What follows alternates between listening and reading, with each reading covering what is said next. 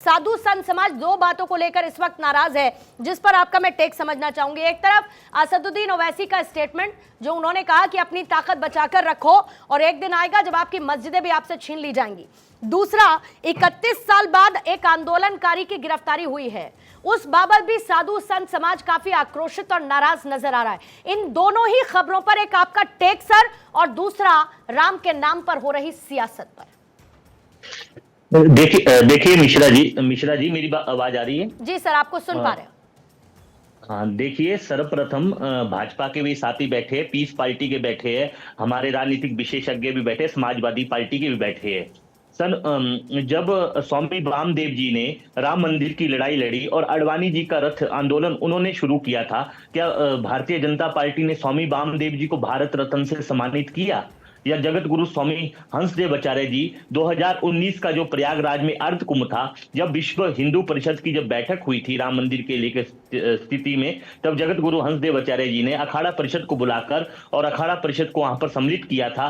क्या राम जन्मभूमि में कोई भी पार्टी हो उसको ध्रुवीकरण नहीं करना चाहिए, भाजपा हो या सपा हो या कांग्रेस हो? सर्वप्रथम असदुद्दीन ओवैसी जी को और पीस पार्टी के भी साथी बैठे, उनको फारूक अब्दुल्ला जी से सीख लेने चाहिए कि राम बिशप के हैं, या उन्हें अलामा इकबाल जी को पढ़ना चाहिए। उन्होंने लिखा था, है राम के नाम पर हिंदुस्तान को नाज, एले नजर समझते हैं इनको इमामे हिंद। क्योंकि राम के नाम पे राजनीति नहीं होनी चाहिए। 22 तारीख को इसका उद्घाटन हो रहा है। मंदिर के साथ साथ जगत गुरु शंकराचार्य स्वामी निशिलानंद जी ने कहा कि मंदिर के साथ साथ वहां की अयोध्या की दिव्यता हो, भव्यता हो, और साथ में जितने भी मठों का ध्रुवीकरण हो रहा है, मठों को सरकार अपने अधीन कर रही है, मठ मंदिर बचाने चाहिए। और जिस प्रकार से राम मंदिर के जो 500 साल पुराना इतिहास है, इस इतिहास को दोहराना नहीं चाहिए। क्योंकि सुप्रीम कोर्ट ने जो फैसला दिया है, मैं आपकी बात से सहमत हूं, सुप्रीम कोर्ट ने फैसला दिया है, इस फैसले को सबने माना है। और जितने भी, मैं उस समय हरिद्वार में था तो मुस्लिम लड़कों ने खुद ही गुलाब दिए। और बात आई जो 31 साल के बाद कर्नाटका में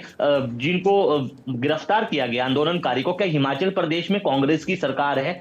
आज भी मैं मनाली में था तो वहां पर कलश की पूजन हो रही थी, राम मंदिर के लिए कलश भेजे जा रहे थे। क्या हिमाचल में कुल्लू का दशहरा माननीय सुखविंदर सिंह सुक्खू जी ने क्या भव्य आयोजन नहीं किया? क्योंकि मैंने उनसे अपील की कि कुल्लू से, भुंतर से अयोध्या तक एक वायुयान का मार्ग भी शुरू किया जाए, और राम मंदिर के लिए उन्होंने मेरे को आश्वस्त किया। लेकिन एक बात है कि राम मंदिर में सारी भी राजनीतिक दल हो, चाहे कोई भी हो, सब राजनीति ना करे। कोई कभी ओवैसी बयान दे देते हैं, कभी स्वामी प्रसाद मौर्य जी बयान दे देते हैं, कभी समाजवादी पार्टी के सांसद बयान दे देते हैं, लगी हुई है ना।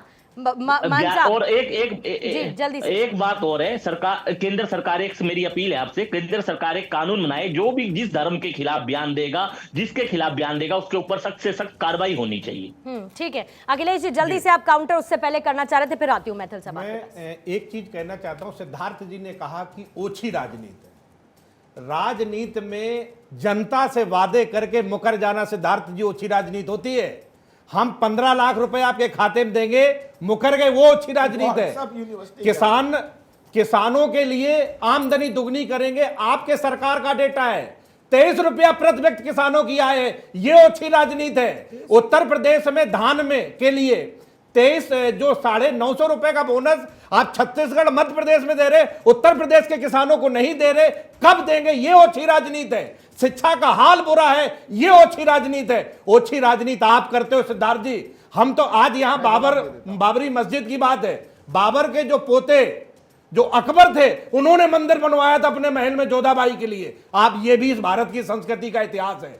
जो ये यहां पे जो अयोध्या में हनुमानगढ़ी और ये कौशल्या चबूतरा बना था, ये वाजिद अली शाह जो वहां के नवाब थे, उन्होंने बनवाया था, उसके लिए पैसे दिए गए थे। ओछी राजनीति भाजपा करती है, मुद्दों पे बात भाजपा नहीं करना चाहती है। जनता का पैसा 22 लाख करोड़ रुपए पूंजीपतियों का माप आपने कर दिया, ये ओछी राजनीति है। सिद्धार्थ जी, मैं जवाब देता हूं पूर्णिमा जी। देखिए क्या है, हमारे समाजवादी पार्टी के साथी हैं, इसलिए उनको वही दिखेगा। अकबर ने मंदिर बनवाया था, वाजिद अली ने मंदिर बनवाया था, अरे मुगलों ने कितने तोड़े थे, कभी वो भी सोचोगे? कितने लाखों हजारों मंदिर तोड़ दिए, ध्वस्त कर दिए। आक्रांताओं ने क्या भारतवासियों पर क्या उनका हाल किया, उस पर कभी बात नहीं करेंगे। वो भी तोड़ा था। हम हिंदू, ये बात दूसरी अलग नहीं है, वोट बैंक हम सब हिंदू हैं, नफा नुकसान की बात, किसान और ये नफा नुकसान की जब आप बात कर ली जाए। मैं आपके बीच में नहीं बोला था जी, मान्यवर, जी, चुप। मैं आपके बीच में नहीं बोला था, मेरी बात को भी सुनिए। जी। अगर आपको इतिहास की बात करनी है और फैक्ट्स की बात करनी है तो फिर फैक्ट्स सारे पता होने चाहिए, फिर दूसरे वाले से कहने में कोई कतराना नहीं। मैं भी कहता हूं बनवाया अकबर ने मंदिर, पर मैं दूसरे वाले को कहने से संकोच नहीं करता कि मुगलों ने हमारे देश में हमारी हिंदू धर्म और परंपराओं को खत्म करने के लिए, हमारे आत्मविश्वास को मारने के लिए जितने हमारे मंदिर तोड़े, उसको बोलने में मुझे कोई संकोच नहीं है। पर चलिए इस बात को छोड़ देते हैं। आपने बात कही कि वादों को कह करके मुकरने वालों की बात, आप पता नहीं कहां की कौन सी यूनिवर्सिटी से एक प्रोपागेंडा नैरेटिव तो बनाया गया, ऐसी बात हुई थी वैसी बात हुई थी। मैं कहता हूं जो जो वादा किया था सो तो पूरा किया, जो नहीं भी किया था वो भी देश को दिया। जनधन अकाउंट दिए, हमारे कौन से मैनिफेस्टो में थे? ओआरओपी दिया, हमने नहीं दिया लोगों को। 18,500 गांव में पहली बार बिजली पहुंचाई। 60 साल के राज में आप लोगों को मूलभूत सुविधाएं नहीं दे पाए, उनको सिलेंडर तक नहीं दे पाए, घर पे सर 2 सर पे करोड़ छत नहीं नौकरियां दे तो पाए, दे नल में नहीं जल पा रहे नहीं हैं दे आप। पाए, ये बिजली बताइए नहीं 2 दे करोड़ पाए, नौकरियां और तो आप आप दे कहते नहीं थे पा कि रहे आज अपने देश में वादे काम के, कर रहे थे। और आप बात आज करते हैं जब उसकी, एक ऐसी और जब सरकार आई, हम बात जो करते हैं तो आप देश कहते हैं में कि मूलभूत हमने सुविधाओं 80 को करोड़ को पहुंचाती राशन है दिया और इस देश तरह को की आगे बात बढ़ने आप के लिए लोग बढ़ाती करते है, हैं। तो अखिलेश नहीं जी, आपको सुनिए, बड़ी दिक्कत है। अगर नहीं अखिलेश बात जी, आप जब बीच आपने में करी तो बोलेंगे बात देखिए सुनिए ना अच्छी बात सर, नहीं है। मैं तो आपको बीच में आपसे सुन कह रहा रहा हूँ, था। आप लोग क्या कहते हैं कि हमने 80 करोड़ को अखिलेश जी, राशन अब दिया। आप बात अगर तो आप पूरी होने 80 दीजिए। करोड़ को मैं 10 रोजगार सेकंड देते लूंगा, ना, मैं अपनी तो बात हाजी पूरी कर नाजिम लेता हूं। आपके साथ अखिलेश खड़ा जी, होकर ऐसे ना कहता करिए। कि आपने अच्छा काम आप बड़े करा, सम्मानित आपने व्यक्ति भिखारी हैं, तक ऐसे ना बना दिया करिए। उन लोगों मैं को 10 सेकंड में राशन अपनी के बात नाम पूरी पर। कर लेता हूं, फिर आप कह लीजिएगा। आप बोल लेने दीजिए। नहीं नहीं, अखिलेश जी, 10 वो सेकंड में गलत अपनी बोलेंगे बात तो मैं पूरी कर बात बोलूंगा लेता नहीं हूं। बीच में क्या? आप सम्मानित व्यक्ति हैं, ऐसे नहीं करना चाहिए।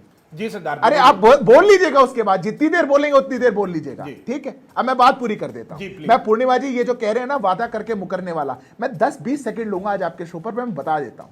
2014 में ये तो वो है जो मोदी ने बोला वो करके दिखाया, इसलिए तो मोदी की गारंटी है। 2014 में लाल किले पे खड़े होकर के बात करी थी, जनधन की, मेक इन इंडिया की, स्वच्छ भारत की, 48 करोड़ जनधन अकाउंट खोले। आज 21 तोपों की सलामी भी हो रही है तो मेड इन इंडिया से हो रही है, तेजस उड़ रहा है तो मेक इन इंडिया से उड़ रहा है, स्वच्छ भारत तो इतनी लंबी यात्रा है। अरे टॉयलेट शौचालयों में मजाक बनाते थे, आज घर घर में बन पा रहे हैं। 2015 में सिद्धार्थ यादव जी, ये हाजी नाजिम को नजर नहीं आता। आप अगले आधे घंटे भी पेपर के साथ इनको फैक्स कर देंगे ना पूरा का पूरा कि बीजेपी सरकार ने क्या किया 2014 के बाद, तो इनको नजर नहीं आएगा। मुस्लिमों के लिए खास तौर पर जो सरकार की तरफ से योजनाएं चलाई गई, ये भी उनको याद नहीं रहेंगी। मैं आपको बता रही हूं ना, छात्रों के लिए, बच्चियों के लिए, मुस्लिम छात्रों के लिए जो स्कॉलरशिप का ऐलान आपने किया, इनको वो भी नहीं नजर आएगा। ये मैं जानती हूं, इसीलिए मैं इसको लेकर आगे काउंटर नहीं कर रही हूं। मैथिल साहब, आप कुछ कहना चाह रहे थे, जल्दी से। देखिए, महंत जी ने ना कहा कि किसी भी पार्टी को ध्रुवीकरण नहीं करना चाहिए, और कांग्रेस जो है कलश पूजा कर रही थी। तो मेरा निवेदन है आपसे कि आप अभी सुक्खू जी का नाम दे रहे थे, आप कांग्रेस का गुणगान कर रहे थे, तो महंत जी कभी कांग्रेस को उस समय में बोल देते कि राम काल्पनिक है, राम का कोई अस्तित्व नहीं है, और जो सेतु है उसको तोड़ दिया जाना चाहिए क्योंकि वो तो काल्पनिक चीज थी। तो उसके ऊपर भी कभी कांग्रेस से प्रश्न पूछ लेते, और कभी उनको भी याद कर लेते जो भाजपा ही हमारे आरएसएस के कार्यकर्ता थे, कार सेवक थे, जिन्होंने गोलियां खाई थी जाके अयोध्या में। मेरे परिवार से मेरे सगे चाचा ने गोली खाई, उनका पैर खराब हो गया। तो उन लोगों को भी याद कर लीजिए। आप उन लोगों का महिमा मंडन कर रहे हैं जो अदालत में खड़े होकर बोलते हैं राम का अस्तित्व क्या है, बताइए।